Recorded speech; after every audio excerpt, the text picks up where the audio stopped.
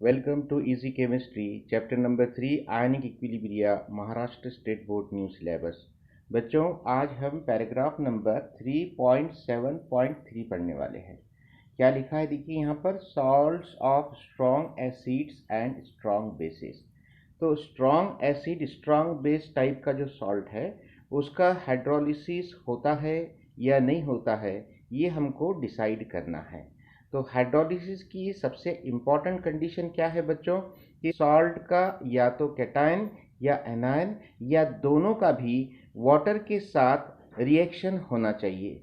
ये दोनों या दोनों में से कोई एक आयन जब वाटर के साथ रिएक्ट हो जाएगा तो हम ये कह सकेंगे कि इस सॉल्ट का हाइड्रोलिसिस होता है। अगर ये दोनों में से किसी का भी वाटर के साथ रिएक्शन नहीं होता है तो हम ये कहेंगे कि इसका हाइड्रोलिसिस नहीं होता है। तो हम ये salt of strong acid strong base समझने के लिए एक एग्जाम्पल लेते हैं, और ये एग्जाम्पल हम कौन से लेंगे बच्चों, यहाँ पर जो आपके बुक में दी गई है NaCl। तो NaCl ये जो है is a salt of strong acid. कौन सा स्ट्रॉन्ग एसिड है बच्चों, HCl, और स्ट्रॉन्ग बेस NaOH, इन दोनों से मिलकर बना हुआ है।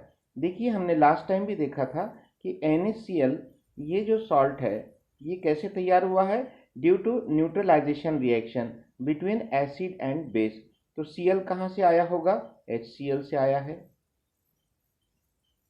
Na कहाँ से आया होगा, NaOH से आया है। तो यहाँ पर बच्चों HCl ये स्ट्रॉन्ग एसिड है और NaOH ये स्ट्रॉन्ग बेस है। इन दोनों की आपस में रिएक्शन होकर इसका HCl का H और NaOH का OH ये आपस में कंबाइन होकर H2 तैयार हुआ और हमको NaCl ये सॉल्ट मिला। तो NaCl ये स्ट्रॉन्ग एसिड और स्ट्रॉन्ग बेस टाइप का सॉल्ट है। ओके, चलिए आगे देखते हैं क्या लिखा है। When it is dissolved in water, जब नमक को यानी कि NaCl को वाटर में डिसॉल्व किया जाता है तो फिर क्या होता है, it dissociates completely into its ion. तो NaCl का डिसोसिएशन कंप्लीटली होता है बच्चों, इनकम्प्लीटली नहीं होता है। इसको आप ध्यान से देखिए, क्यों कंप्लीटली बोल रहे हैं, क्योंकि NaCl ये स्ट्रॉन्ग इलेक्ट्रोलाइट है ना। और स्ट्रॉन्ग इलेक्ट्रोलाइट हमने देखा है कि स्ट्रॉन्ग इलेक्ट्रोलाइट का डिसोसिएशन कंप्लीटली होता है। कंप्लीटली होता है यानी कि इरिवर्सिबल होता है, सिर्फ एक डायरेक्शन में होता है। तो चलिए यहाँ पर देखिए NaCl का आपको डिसोसिएशन करके बताया गया है। NaCl को जब वाटर में डिसॉल्व करेंगे तो हम यहाँ पर AQ लिखेंगे। तो यहाँ पर रिएक्शन क्या होगी बच्चों, देखो NaCl का डिसोसिएशन हो रहा है Na पॉजिटिव और Cl नेगेटिव। ये आयंस एक दूसरे से सेपरेट हो गए हैं। डिसोसिएशन का मतलब सेपरेशन ऑफ आयंस। अब आगे क्या होता है देखिए, the ions Na positive and Cl negative have no tendency to react with water. ये दोनों में Na पॉजिटिव हम क्या बोलेंगे, कैटायन, और Cl नेगेटिव को एनायन। इन दोनों में भी वाटर के साथ रिएक्ट करने की सलाहियत मौजूद नहीं है। अब सवाल ये पैदा हो रहा है कि क्यों नहीं है, इसकी क्या वजह है। हम देखते हैं आगे। दिस इज बिकॉज, इसका रीजन बताया गया है, द पॉसिबल प्रोडक्ट्स, यानी ये प्रोडक्ट्स तैयार होते थे, अगर रिएक्शन होती थी तो कौन से प्रोडक्ट तैयार होते थे, NaOH and HCl of such reactions are strong electrolytes and dissociate completely in aqueous solution. In other words, तो ये रिएक्शन करके बताइए। देखो बच्चों, यहाँ पर Na पॉजिटिव और Cl नेगेटिव ये दोनों का रिएक्शन करके बताया गया है वाटर के साथ, और क्या फॉर्म हुआ है देखिए, HCl, यानी Cl नेगेटिव ये वाटर के H पॉजिटिव से जुड़कर HCl तैयार हुआ है, और Na पॉजिटिव ये वाटर के OH नेगेटिव से जुड़कर NaOH तैयार हुआ है। स्ट्रॉन्ग एसिड HCl है और स्ट्रॉन्ग बेस NaOH है। लेकिन बच्चों ये पॉसिबल प्रोडक्ट्स हैं, अगर रिएक्शन होती थी तो ये तैयार होता था, ठीक है। लेकिन अब ये तैयार होने के बाद यहाँ पर ये HCl और NaOH दोनों भी स्ट्रॉन्ग होने की वजह से वहाँ पर उनका फिर से डिसोसिएशन होगा बच्चों। तो देखिए यहाँ पर फिर से उनका डिसोसिएशन करके बताया है। HCl और NaOH ये कहाँ मौजूद है, वाटर में मौजूद है। जब वाटर में मौजूद है तो उनका क्या होगा, डिसोसिएशन होगा। तो HCl का डिसोसिएशन होकर आपको क्या मिलेगा, H पॉजिटिव और Cl नेगेटिव। ये Cl नेगेटिव नजर आ रहा है आपको, और इसका H पॉजिटिव वाटर के साथ जुड़कर H3O पॉजिटिव में कन्वर्ट हो गया है। ओके, और NaOH का डिसोसिएशन होकर OH नेगेटिव और Na पॉजिटिव। तो यहाँ पर देखिए कि जो रिएक्टेंट्स थे Na पॉजिटिव और Cl नेगेटिव, वही आपको प्रोडक्ट की साइड में दिख रहे हैं, यानी कि Na पॉजिटिव और Cl नेगेटिव। बच्चों ये पॉसिबल प्रोडक्ट्स तो कैंसिल हो जाएंगे दोनों, अगर हम दोनों इक्वेशन को हम जमा करेंगे, ऐड करेंगे, तो यहाँ पर HCl कैंसिल हो जाएगा, NaOH कैंसिल हो जाएगा। आप फाइनल रिएक्शन आपको क्या मिलेगी, लेफ्ट साइड में Na पॉजिटिव Cl नेगेटिव और राइट साइड में भी आपको Na पॉजिटिव Cl नेगेटिव नजर आ रहे हैं। तो इसका मतलब यहाँ पर ना तो कैटायन और ना ही एनायन का वाटर के साथ रिएक्शन हुआ है। नीचे क्या लिखा है देखिए, thus the reactants and the products are the same. Reactant और प्रोडक्ट कैसे है, सेम है।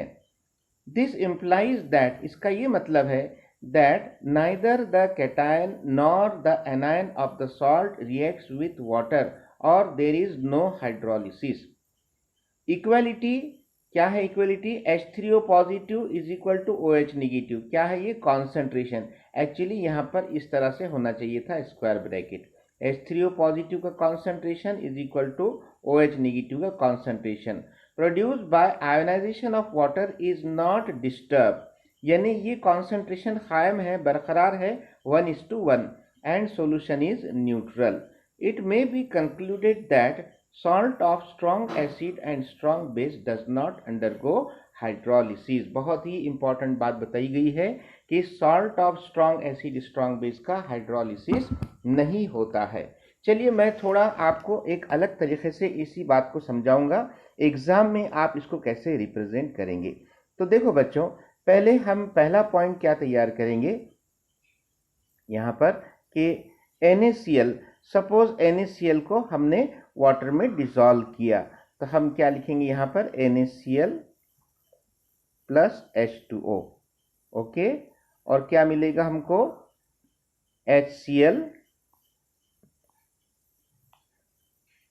और NaOH। ठीक है, और ये हाइड्रोलिसिस रिएक्शन है। हाइड्रोलिसिस रिएक्शन को हम कैसे बताते हैं, रिवर्सिबल बताते हैं, इस तरह से। ठीक है, तो सॉल्ट का वाटर के साथ रिएक्शन हुआ है और आपको एसिड और बेस मिला है। उसके नीचे हम यहाँ पर इलेक्ट्रोलाइट किस टाइप का है ये लिखेंगे। NaCl ये कैसा इलेक्ट्रोलाइट है, सॉल्ट, जितने भी सॉल्ट होते हैं स्ट्रॉन्ग इलेक्ट्रोलाइट होते हैं, तो यहाँ पर NaCl के नीचे हम S लिखेंगे। वाटर ये कैसा इलेक्ट्रोलाइट है, वीक इलेक्ट्रोलाइट है, इसका डिसोसिएशन कम पैमाने पर होता है।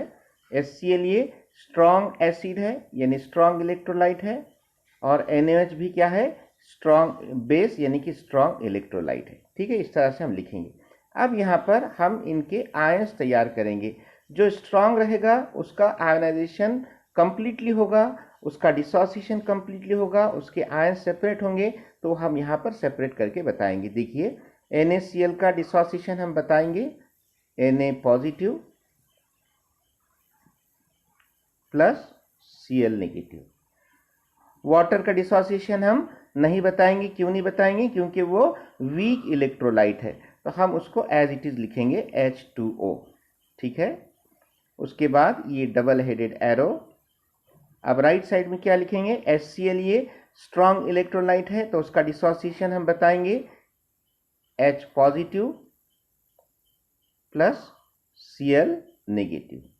उसके बाद NaOH भी स्ट्रॉन्ग इलेक्ट्रोलाइट है, उसका भी हम डिसोसिएशन बताएंगे Na positive plus OH negative. Okay, अब इस इक्वेशन में दोनों साइड में जो कॉमन नजर आ रहा है उसको आप कैंसिल कीजिए। यहाँ पर देखो बच्चों, लेफ्ट साइड में Na पॉजिटिव है और राइट साइड में भी Na पॉजिटिव है, इसको आप कैंसिल कर दीजिए इस तरह से।